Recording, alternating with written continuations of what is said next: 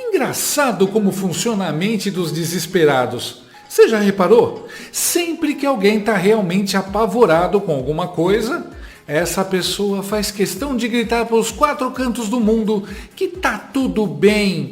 Imagina, nem ligo. Isso não me atinge. É tipo aquele ex que vive postando no Instagram que nunca esteve tão feliz, mas misteriosamente faz isso chorando no estacionamento do Habib's, 3 horas da manhã, ouvindo o Pablo do Arrocha.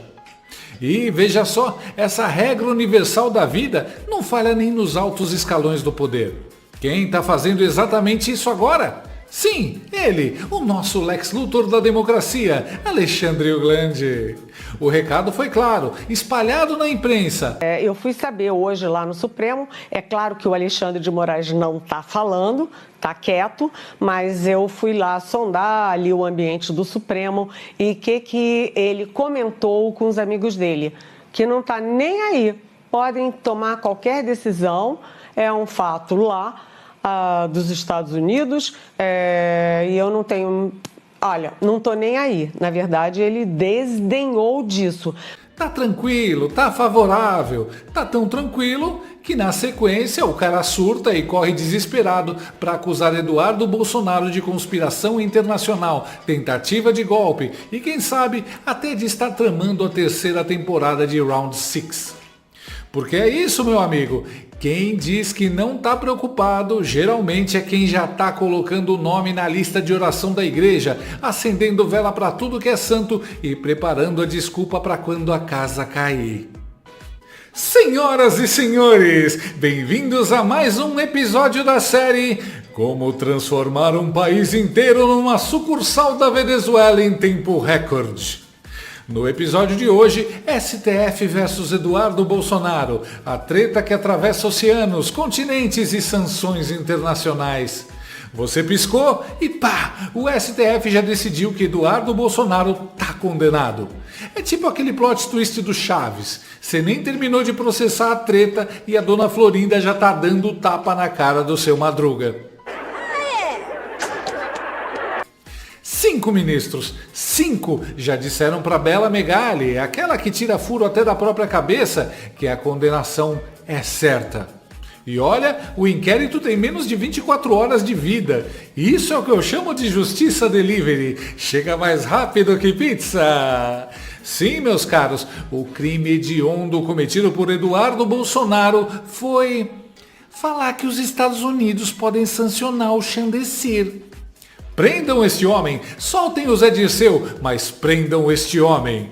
O medo bateu tão forte no regime do Bananil que até o Paulo Gonet, o sósia do Cocada e procurador-geral da República que mais parece estagiário do Xandemar, resolveu mostrar serviço. Abre inquérito!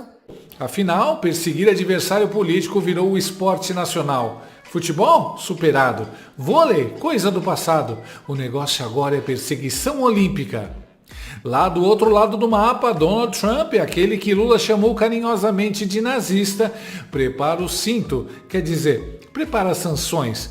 E não é só contra o Xandirene não, o cerco tá fechando pro Bananistão inteiro. Os caras com a corda da forca do pescoço, pensando só em chamar o Eduardo Bolsonaro de golpista. Só que essa atitude de alguns togados pode se revelar mais inútil que uma mulher pelada tentando excitar o Felipe Neto. Segundo a jornalista de extrema esquerda e peguete do José Dirceu, Mônica Bergamo, aliados próximos a Bolsonaro esperam que Trump aplique sanções a Xander Clayson nos próximos 10 dias. Eles trabalham com a possibilidade de as sanções serem aplicadas inicialmente apenas a Chanderleia e seus familiares. Os demais ministros só passariam a ser alvo do grupo, que trabalha para convencer as autoridades norte-americanas da pertinência das sanções, caso se solidarizem com Chanderval. 3 ministros do STF foram excluídos até agora das sugestões feitas pelo Eduardo Bolsonaro para que os Estados Unidos apliquem sanções. André Mendonça e Cássio Nunes, indicados à corte por Bolsonaro, e Luiz Fux. Se essa previsão de 10 dias é real, Não sei, mas o pânico nas autoridades daqui indica que sim. O medo, o choro e o ranger de dentes que a aproximação da lei Magnitsky está causando no regime de exceção do Bananil nunca esteve tão evidente. Aqui dentro do país, que se tornou propriedade privada da coligação política PT-STF, a decisão da Procuradoria-Geral da República deixou muito na cara que o regime está tão assustado que comete erros juvenis, como confirmar para o mundo que o Bananil é sim uma ditadura que persegue seus críticos. O próprio Eduardo deu uma resposta boa sobre essa situação na Oeste Sem Filtro ontem. Eu vi uma grande emissora dizendo que eu sou uma pessoa pormenor, né, que não deveria se dar tanta atenção a mim, que eu vim para os Estados Unidos como deputado licenciado, isso não deveria gerar tanta preocupação, e que eu estaria usufruindo dessa plataforma, né, de toda a estrutura que eu tenho, para fazer uma propaganda contra o Brasil. Eu gostaria só de perguntar que estrutura que é essa, né? Que eu sou um deputado licenciado, eu perdi o meu salário, eu perdi os holofotes da tribuna da Câmara, eu perdi participação em comissão, eu perdi poder de voto.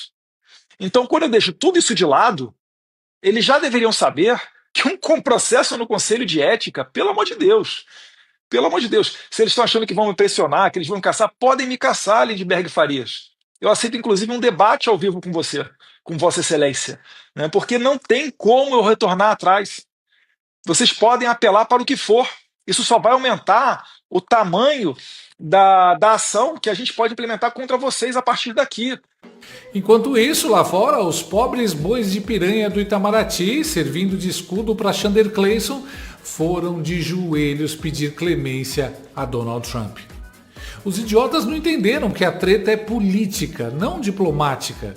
E ao tentar achar uma solução diplomática para a punição, deram de cara com uma verdade mais assustadora ainda.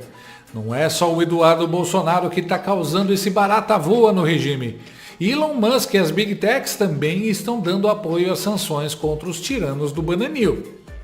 Mas claro, a maior preocupação do regime, além de perseguir dissidentes, é passar para a população a ideia de que está tudo bem, nada fora do normal, e os togados estão tranquilos.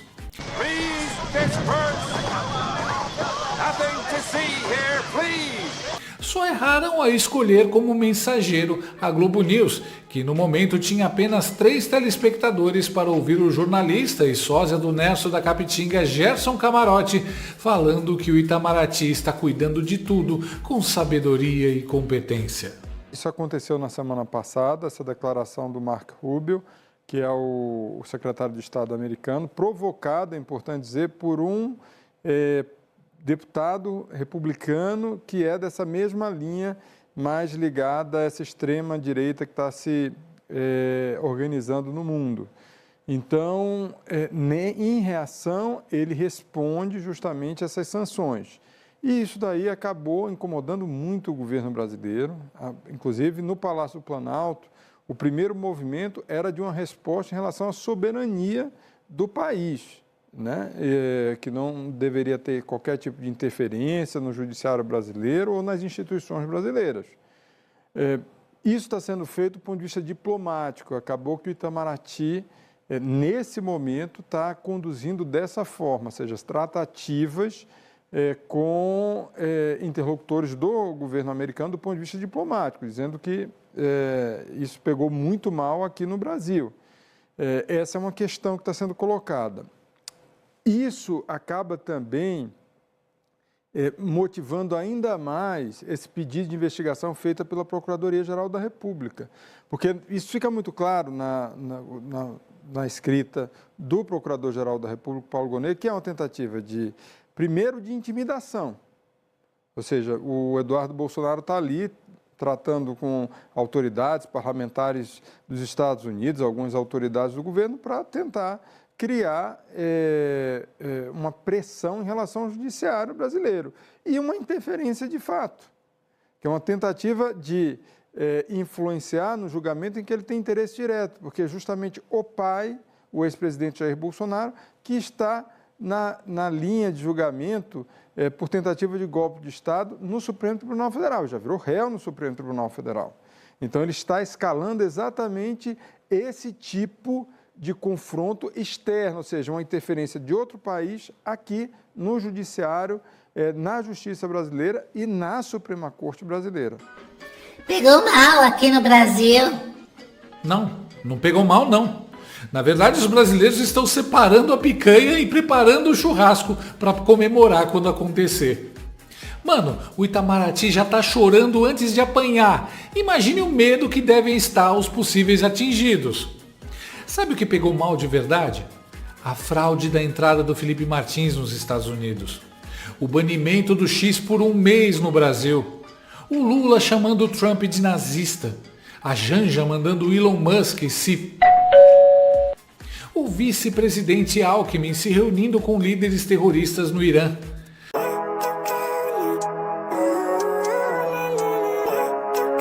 O Itamaraty e a Globo fingindo que essas coisas não foram nada, enquanto tentam fazer os grandes líderes do regime do Bananil parecerem vítimas injustiçadas dos malvados Estados Unidos, são de um cinismo muito, mas muito burro.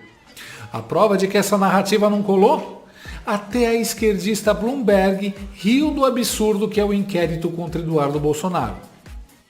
Um ministro do Supremo Tribunal Federal autorizou a Polícia Federal a investigar um dos filhos do ex-presidente Jair Bolsonaro por alegações de que ele tentou intimidar membros da corte enquanto estava nos Estados Unidos. Nada como um Gonê em ação para traduzir a democracia tropical. Censura, perseguição e confusão institucional. Agora os gringos entenderam direitinho o que é a Brazuela. Os sicários do Bananil ainda não entenderam a areia movediça em que se meteram. Faz parte da burrice deles mesmo. Mas, enquanto isso, a gente se diverte vendo essa turma se contorcer e tentar se livrar da situação. Assim como Gerson Camarote na Globo News, um jornalista Zé Ruela, que eu não sei o nome, tentou também meter na CNN essa história de Não vai dar em nada. mas não teve vida fácil e foi imediatamente rechaçado e humilhado pelo jornalista de verdade Caio Junqueira.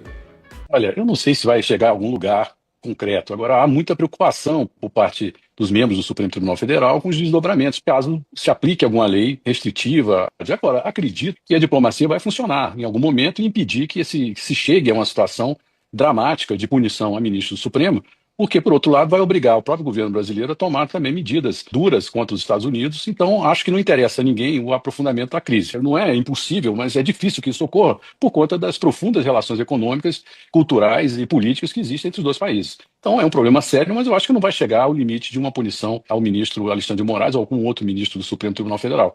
Eu tenho a impressão de que, meio que o contrário, Murilo, eu tenho a impressão que vai sair alguma sanção para o Alexandre de Moraes, vai sair uma sanção para o Paulo Gonet. Eu tenho informação que foram entregues dossiês mesmo, assim, muitas informações sobre o curso do processo e vai de encontro também... Dossiês para os americanos. Isso, para os americanos, sobre a atuação do Gonet, do Fábio Schor, que é o delegado da Polícia Federal que investiga isso, e que seria no segundo semestre, antes mesmo da conclusão da trama golpista. Acho que o governo brasileiro não está preparado para enfrentar uma situação dessa, porque nunca enfrentou nenhum governo, muito menos o Supremo Tribunal Federal, que é acostumado... a não ter, por motivos óbvios, né, mas não ter ninguém acima do Supremo Tribunal Federal. Então, acho que vem algo forte e eles não saberão como reagir. E eles tendem a reagir como eles costumam reagir, dobrando a aposta, que é o que aconteceu hoje. E ok, tá tudo certo, é do jogo, mas em nível internacional não vejo a capacidade de reação.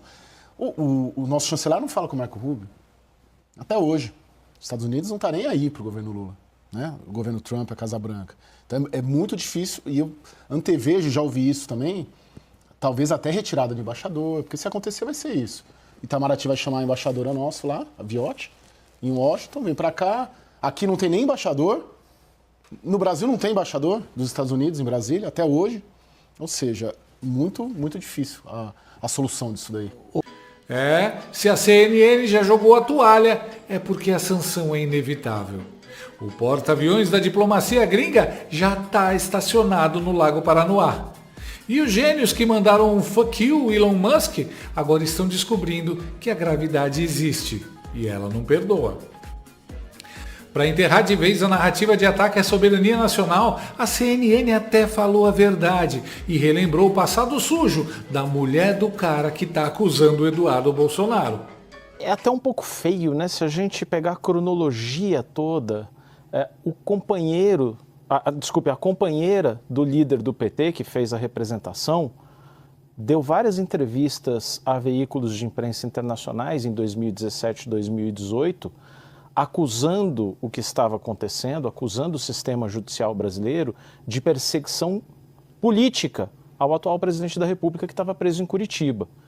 Um dos ministros hoje do Supremo, que era advogado de Lula, foi à Europa denunciar perseguição política, que não deixa de ser a mesma coisa que Eduardo Bolsonaro está fazendo agora, a gente goste, concorde ou não. Ora, se pedir ajuda externa contra suposto abuso de autoridade for crime, olha, vamos pensar então em fechar Corte Americana, Interamericana de Direitos Humanos, Tribunal Penal Internacional, porque é justamente isso que se faz quando você se sente perseguido politicamente, tendo ou não a razão. Agora, estou com o Caio nessa e divirjo fraternalmente do Murilo, porque não percebo, por mais que Itamaraty e Departamento de Estado tenham hoje tênues ligações e interlocuções para debater alguns assuntos menores, o nosso chanceler e o secretário de Estado não se falam absolutamente. E a mensagem que parece chegar em Washington é que para dizer que aqui o Supremo e a PGR não agem como ditadores, então vamos investigar e quem sabe punir quem diz lá fora que PGR e o Supremo agem como ditadores. A diferença é que agora tem perseguição mesmo, e antes era só palhaçada. Fica fácil perceber a diferença olhando como quem faz as denúncias foi tratado nos dois casos.